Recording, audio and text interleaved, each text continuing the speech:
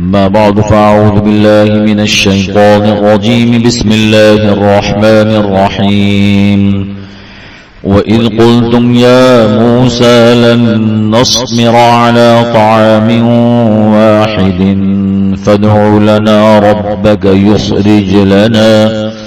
يخرج لنا مما تنبت الأرض من بقلها وقثائها وفومها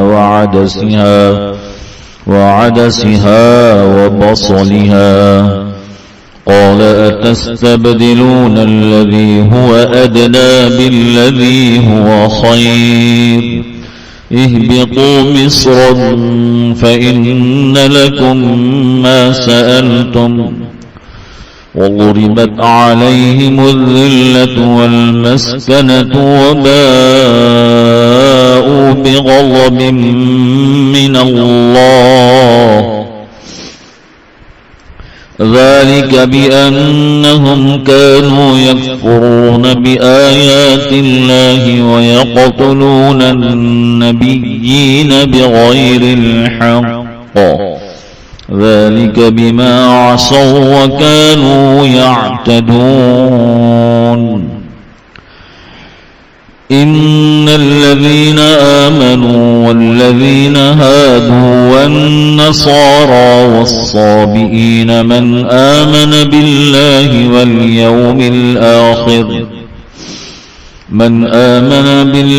واليوم الآخر وعمل صالحا فلهم أجرهم عند ربهم ولا خوف عليهم ولا هم يحزنون وإذ أخذنا ميثاقكم ورفعنا فوقكم الطور خذوا ما آتيناكم بقوة واذكروا ما فيه لعلكم تتقون ثم توليتم من بعد ذلك فلولا فضل الله عليكم ورحمته لكنتم من الخاسرين.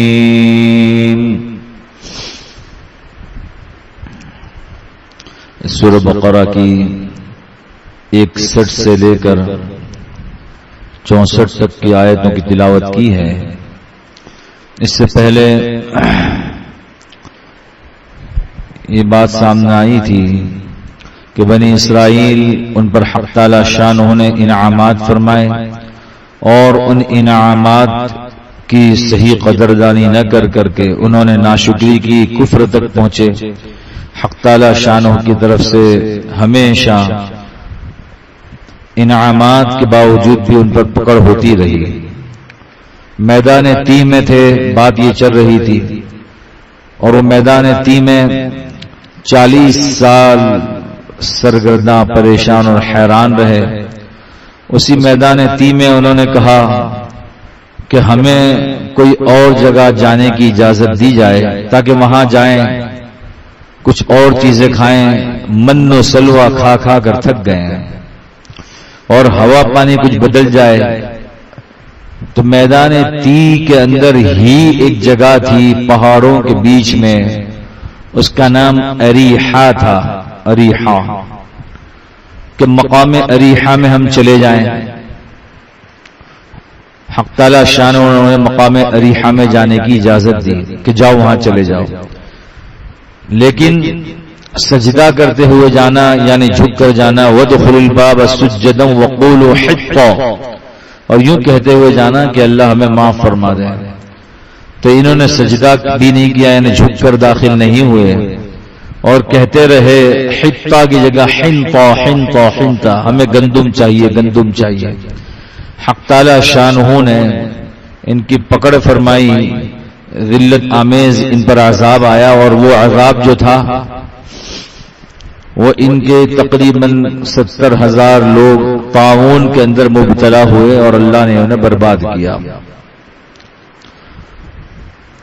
پھر اسی میدان تی میں انہوں نے دوسرا مطالبہ کیا کہ ہم من و سلوا کھا کر کے تھک گئے ہیں، روزانہ بٹیر اور تیتر اور گوشت اور میٹھا، اب ہمیں کوئی اور چیز دی جائے۔ فرمایا وَإِذْ قُلْتُمْ يَا مُوسَىٰ، اور اس وقت کو یاد کرو جس وقت کہ تم نے کہا کہ اے موسیٰ لن نصبر علی طعام واحد، ہم ایک کھانے پر صبر نہیں کر سکتے، ایک ہی قسم کا کھانا کھا کر تھک گئے۔ فادع لنا ربک، لہذا اللہ سے دعا کریں ہمارے لیے آپ، یخرج لنا، کہ اللہ نکالے ہمارے لیے، مما تنبت الارض، جو زمین اگاتی ہے اس میں سے، من بقلها وقثائها وفومها وعدسها وبصلها، ترکاریاں نکالیں اور کھیرے ککڑیاں نکالیں اور مسور کی دالیں نکالیں اور پیاز نکالیں، یہ سب چیزیں نکالیں، ہم یہ کھائیں گے۔ تعالی شان نے فرمایا قال اتستبدلون الذي هو ادنى بالذي هو خير، تم بدل دیتے ہو اس چیز کو جو کہ ادنا ہے اس بہترین چیز سے جو کہ بہتر اور اعلیٰ تھی۔ ہم تمہیں تیتر اور بٹیر کھلا رہے تھے اور اس کے ساتھ روزانہ میٹھی چیز بھی کھلا رہے تھے، تم اس کی جگہ پر یہ چیزیں مانگ رہے ہو، اور یہ چیز جو مانگنا تھا یہ حکم عدولی اور شرارت کے طور پر تھا۔ مفسرین نے لکھا یہ شرارت کے طور پر تھا، تو حق تعالی شانہ نے قیامت تک کے لیے ان پر ذلت کو چشمہ کر دیا۔ فرمایا اہبطوا مصر فإن لكم ما سألتم، نیچے اترو تمہارے لیے وہ ہے جو تم نے مانگا۔ اریحا بستی سے، میدان تی کے عذاب سے نہیں نکلے ہوئے، 40 سال تک اندر ہی گھومتے رہے، حالانکہ 10 میل کا فاصلہ تھا، لیکن اللہ جو چاہے یہ نکل نہیں سکتے تھے۔ اب نیچے اترو، اس شہر سے اریحا سے بھی یہاں آ جاؤ، اور سنو وَغُرِبَتْ عَلَيْهِمُ الذِّلَّةُ وَالْمَسْكَنَةُ وَبَاءُوا بِغَضَبٍ مِّنَ اللَّهِ، تم پر لگا دی جاتی ہے ذلت اور مسکنت اب قیامت تک کے لیے، قیامت تک کے لیے تم ذلیل و خوار ہو گئے، اور مسکنت تمہارے ساتھ چشمہ کر دی گئی۔ وَبَاءُوا بِغَضَبٍ مِّنَ اللَّهِ، اور اللہ کی طرف سے ناراضگی لے کر اترو، اللہ کی طرف سے ناراضگی ہے۔ کیوں یہ کیوں ہوا؟ 3 وجوہات سے۔ ذالک بأنہم کانوا یکفرون بآیات اللہ، ایک یہ اس وجہ سے کہ یہ لوگ اللہ کی آیتوں کے ساتھ کفر کرتے تھے۔ دوسرا وَيَقْتُلُونَ النَّبِيِّينَ بِغَيْرِ الْحَقِّ، ناحق نبیوں کو قتل کرتے، حضرت زکریا اور حضرت یحییٰ علیہ السلام کو بھی قتل کیا، اور ایسے قتل کیا ہم سوچ بھی نہیں سکتے، ایسے رکھا اور اوپر سے یہاں سے جہاں سے آدمی مانگ بناتا ہے وہاں سے آڑے چلا دیے، آڑے سے پورے 2 ٹکڑے کر دیے، اور بھی انبیاء علیہ السلام کو قتل کیا، یہ 2۔ ذالک بما عصوا وکانوا یعتدون، اور اس وجہ سے کہ ہمیشہ نافرمانی کر کر حد سے آگے بڑھتے تھے، اور نافرمانیاں، یہ 3 ایسے کام تھے جس کی وجہ سے حق تعالی شانہ نے ان پر ذلت اور مسکنت لگا دی۔ قرآن کریم میں اور جگہ پر ہے، 4 پارے کے اندر 3 رکوع میں اللہ فرماتے ہیں غُرِبَتْ عَلَيْهِمُ الذِّلَّةُ أَيْنَمَا ثُقِفُوا إِلَّا بِحَبْلٍ مِّنَ اللَّهِ وَحَبْلٍ مِّنَ النَّاسِ وَبَاءُوا بِغَضَبٍ مِّنَ اللَّهِ وَغُرِبَتْ عَلَيْهِمُ الْمَسْكَنَةُ ذَلِكَ بِأَنَّهُمْ كَانُوا يَكْفُرُونَ بِآيَاتِ اللَّهِ وَيَقْتُلُونَ الْأَنبِيَاءَ بِغَيْرِ الْحَقِّ ذَلِكَ بِمَا عَصَوْا وَكَانُوا يَعْتَدُونَ۔ وہاں بھی یہی 3 چیز بیان کی ہے کہ اللہ کی آیتوں کے ساتھ کھلواڑ کرنا، نبیوں کو قتل کرنا، اور ہر عمل کے ساتھ نافرمانی کر کر حد سے آگے بڑھنا۔ وہ حد سے آگے بڑھنے کی ایک آیت بعد میں بھی آ رہی ہے وَلَقَدْ عَلِمْتُمُ الَّذِينَ اعْتَدَوْا مِنْكُمْ فی السبت، ہفتے کے دن تمہیں شکار سے منع کیا تھا مچھلیوں کے، تم نے شکار کرنا شروع کر دیا۔ یہاں اس آیت میں ایک عجیب بات ہے، اور ہم اکثر لوگوں کے منہ سے سنتے ہیں، خاص طور پر جب سے یہ قضیہ چلا ہے فلسطین کا کہ غزہ اور فلسطین کے مسلمانوں کے ساتھ ظلم و زیادتیاں، تو اکثر ایمان والوں کی زبان پر بھی یہ بات آتی ہے کہ ساری دنیا پر حاکم تو یہودی ہے، ساری دنیا کی حکمرانی یہودی کے ہاتھ میں ہے۔ یہ قرآن فہمی نہ ہونے کی دلیل ہے، ایک بات۔ بلکہ اگر قرآن کریم پر غور کیا جائے تو ساری دنیا میں ذلت اور خواری یہ یہودیوں کے مقدر میں ہے، اس لیے بہت مطمئن زندگی گزارنی چاہیے قرآن والوں کو۔ کہ اللہ فرماتے ہیں، اس وقت فرمایا تھا کہ تم شرارت کرتے ہو، ہم تمہیں اعلیٰ سے اعلیٰ کھانا دیتے ہیں، اہبطوا مصرا فإن لكم ما سألتم وضربت عليهم الذلة والمسكنة وباءوا بغضب من الله۔ اب قیامت تک تمہارے اوپر ذلت اور مسکنت کا تھپا ہم لگاتے ہیں، اللہ فرماتے ہیں۔ اس لیے اللہ کی ذات پر ہمیں یقین ہے، قرآن پر ہمیں یقین ہے، تو پھر یہ ذلت کیسی؟ ہمیں تو ایسا نظر آتا ہے بہت سے ساتھی اور خاص طور پر میڈیا ایسا رول ادا کرتا ہے کہ ساری دنیا پر حکمرانی ان کی ہے۔ کرنا وہ حکومت ہی کیا حکومت ہے جو حکومت لوگوں کو نظر آتی ہو لیکن حکومت چلانے والوں کو پتا ہے کہ ہم غلام ہیں۔ وہ حکومت کیا حکومت ہے؟ ایک سیٹ ہے جو اپنی فیکٹری میں خود فیصلے کر نہیں سکتا، اس کے اوپر کچھ لوگ ہیں وہ کہتے ہیں ہم جس طرح چاہیں اس طرح کرو۔ تو اگر غور کیا جائے تو یہی امریکہ اور برطانیہ اور فرانس اور جرمنی اور دیگر اقوام یہ ان پر مسلط ہیں، اور وہ جس طرح چاہتے ہیں اس طرح ان کو چلاتے ہیں۔ آج اگر ان حکومتوں کا ہاتھ ان پر سے ہٹ جائے تو یہ ایک مہینہ بھی رہ نہیں سکتے ان کے بغیر۔ اسلحے بھی وہاں سے آتے ہیں، پیسے بھی وہاں سے آتے ہیں، چیزیں بھی وہ فراہم کرتے ہیں۔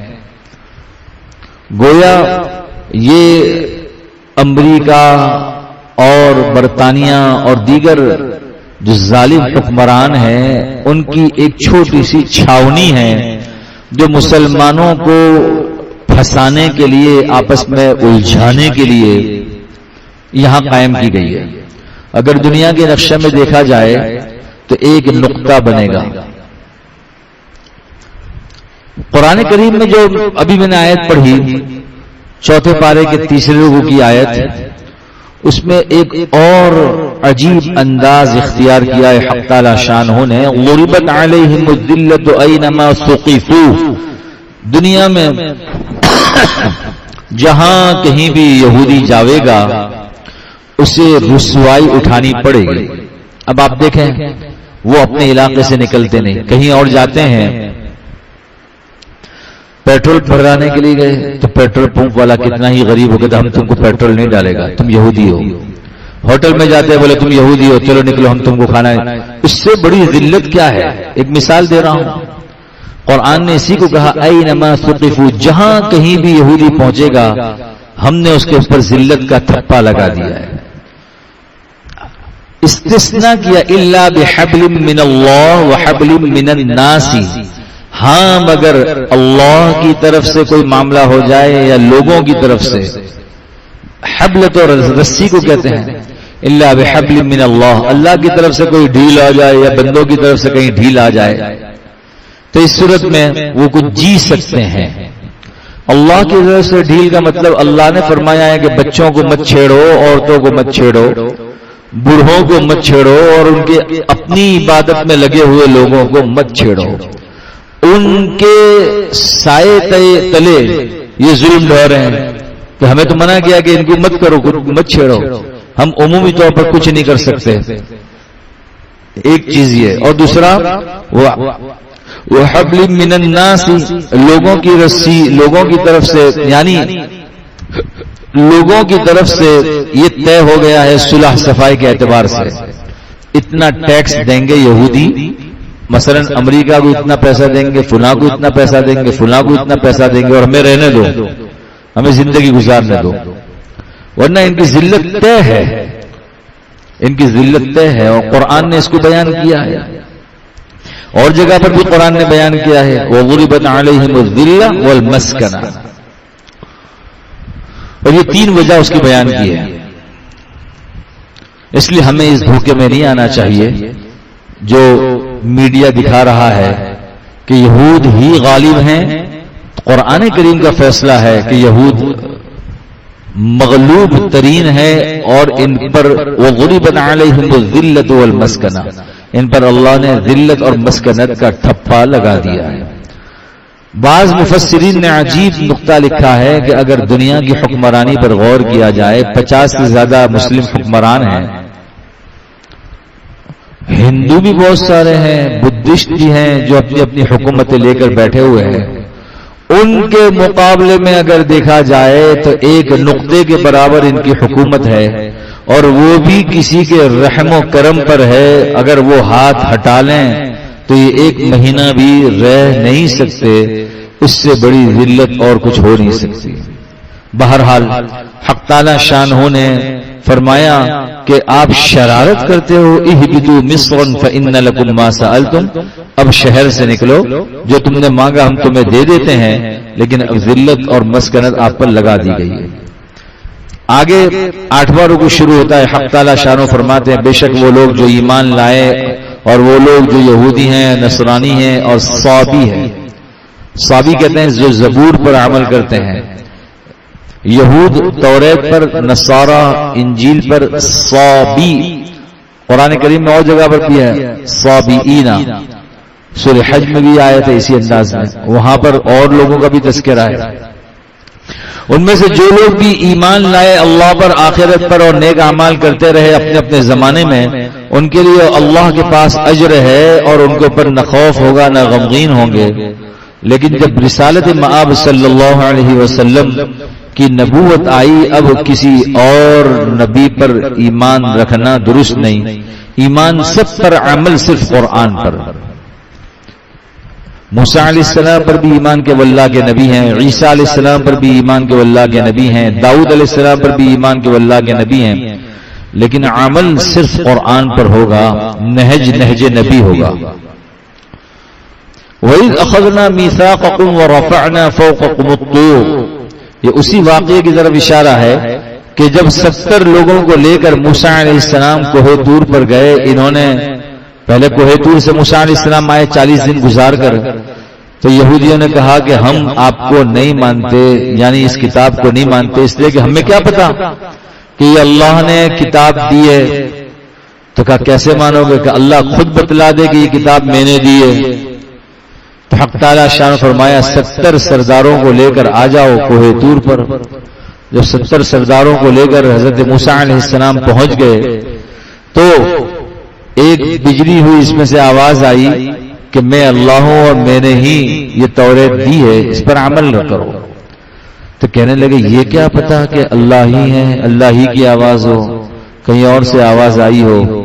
ہم تو اس وقت تک ایمان نہیں لائیں گے جب تک کہ اللہ خود ہمیں نظر، حتی نر اللہ جہرا، یہاں تک کہ ہم اللہ کو علل اعلان دیکھ لیں۔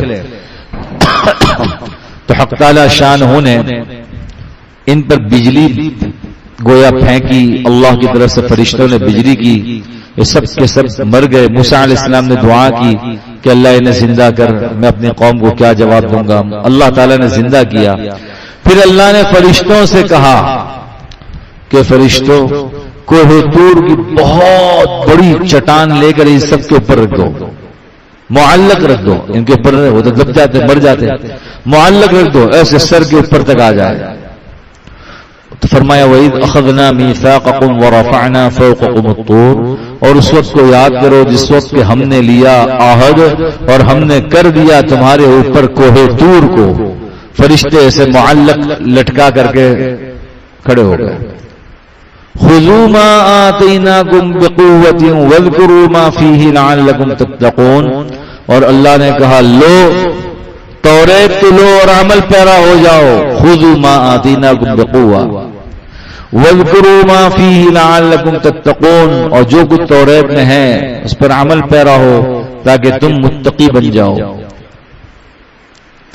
ثم تولیتم من بعد ذلک.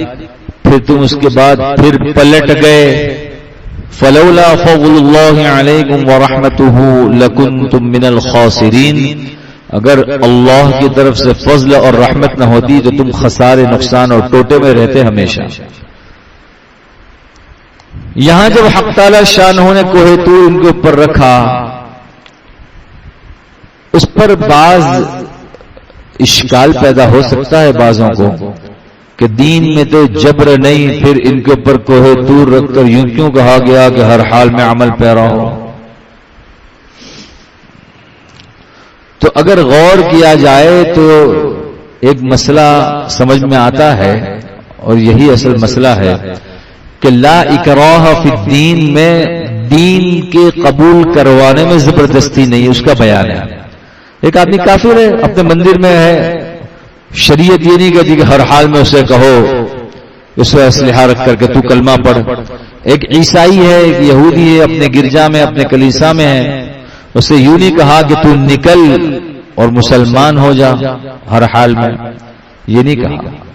ہاں اگر وہ وہاں بیٹھ کر شرارتیں کرتے ہیں تو پھر قرآن و حدیث کا حکم الگ ہے، ان کے خلاف جہاد کیا جائے گا. لیکن اگر وہ کچھ نہیں کرتے تو رہیں اپنے کام پر، اپنے مذہب پر مسلک پر رہیں. وہ ایمان کے سلسلے میں ہے، کوئی مسلمان نہیں ہے اس کو زبردستی مسلمان نہیں بنانا ہے. لیکن اگر کوئی مسلمان ہے اور پھر اسلام پر عمل پیرا نہیں ہو رہا تو حاکم وقت کو بھی قرآن و حدیث نے حکم دیا ہے کہ اس سے زبردستی عمل کروایا جائے. اگر وہ اسلام سے پھرتا ہے تو مرتد کہلائے گا اور مرتد کی سزا قتل ہے، کافر کی سزا قتل نہیں ہے. ایک آدمی کفر میں زندگی گزارتا ہے تو شریعت یہ نہیں کہا کہ اس کو مار دو اس لیے کہ کافر کیوں ہے، وہ جانے اللہ جانے، وہ قیامت کے دن اللہ اس کا حساب کتاب لے گا. ہاں اگر وہ کافر اگر شرارت کرتا ہے تو فقاتلوا ائمۃ الکفر کے ماتحت آ کر اس کو مارنا فرض ہے کہ اسلام کے خلاف برسر پیکار ہے، چاہے مذہبی پیشوا ہو ان کا. لیکن اگر ایسا نہیں ہے تو اس سے کچھ نہیں کیا جائے گا. لیکن اگر ایمان والا مرتد ہو جاتا ہے، ایمان والا مرتد ہو جاتا ہے، اس کی سزا تمام ائمہ کے نزدیک قتل ہے، اس کو قتل کیا جائے گا کہ تم مسلمان ہو کر کے اسلام سے پھر گئے، اب تمہاری سزا قتل ہے. امام صاحب نے بھی اس کو اس وقت تک مرنے تک قید میں رکھنے کا حکم دیا ہے. تو دونوں میں فرق ہے، اس فرق کو سمجھنا چاہیے. اگر وہ فرق ہمیں سمجھ میں آ جاتا ہے تو چونکہ یہ موسیٰ علیہ السلام پر ایمان لائے تھے اور توریت پر عمل کرنے سے انکار کر رہے تھے، اللہ آ جائے اور اللہ خود بتلائے تو پھر اللہ تعالیٰ نے پہاڑ اوپر لا کر رکھ دیا کہ بتلاؤ ایمان لاتے ہو، عمل کرتے ہو نہیں کرتے. ایمان تو تھا، عمل کرتے ہو، انہوں نے کہا عمل کرتے ہیں، تو اللہ تعالیٰ نے پہاڑ ہٹا دیا. ثم تولیتم من بعد ذلک، پھر اس کے بعد تم پھر گئے. تو مفسرین نے لکھا ہے یہ سرکار دو عالم صلی اللہ علیہ وسلم کے زمانے کے ساتھ خاص ہے. یعنی مدینہ منورہ میں بنو نضیر، بنو قریظہ، بنو قینقاع انہیں جلا وطن کیا. اللہ کے نبی صلی اللہ علیہ وسلم نے خیبر کی طرف، پھر حضرت عمر رضی اللہ تعالیٰ نے خیبر سے نکالا اور آگے پہنچایا. تو ایک ترتیب ہے پوری. تو وہاں پر تم پھر گئے اور وہاں پر رسول اللہ صلی اللہ علیہ وسلم کے زمانے میں اگر رسول اللہ صلی اللہ علیہ وسلم کی رحمت نہ ہوتی تو تم نقصان میں. اللہ کے نبی صلی اللہ علیہ وسلم کی موجودگی یہ رحمت کا ذریعہ ثابت ہوئی کہ اللہ کا عذاب تم پر نہیں آیا. اس کے بعد پھر وہی آیت ہے جس کا تذکرہ بھی میں نے کیا. ان کی شرارتوں کا تذکرہ چل رہا تھا کہ ہفتے کے دن انہیں منع کیا تھا. قرآن کریم میں 9ویں پارے میں بہت تفصیل سے ہے. پھر کچھ اور واقعات ہے گائے کے سلسلے میں جس کے نام پر سورہ بقرہ بنی ہے. انشاءاللہ اس کا درس بعد میں ہوگا. حق تعالی شانہ ہم سب کو قرآن فہمی نصیب فرما دے. بسم الله الرحمن الرحيم اللهم صل على سيدنا محمد وعلى ال سيدنا محمد كما صليت على ابراهيم وعلى ال ابراهيم انك حميد مجيد اللهم انا نسالك العفو والعافيه في الدنيا والاخره والمعافاه الدائمه اللهم انا نسالك تمام العافيه ونسالك دوام العافيه ونسالك الشكر على العافيه سبحان ربك رب العزه عما يصفون وسلام على المرسلين والحمد لله رب العالمين برحمتك يا ارحم الراحمين.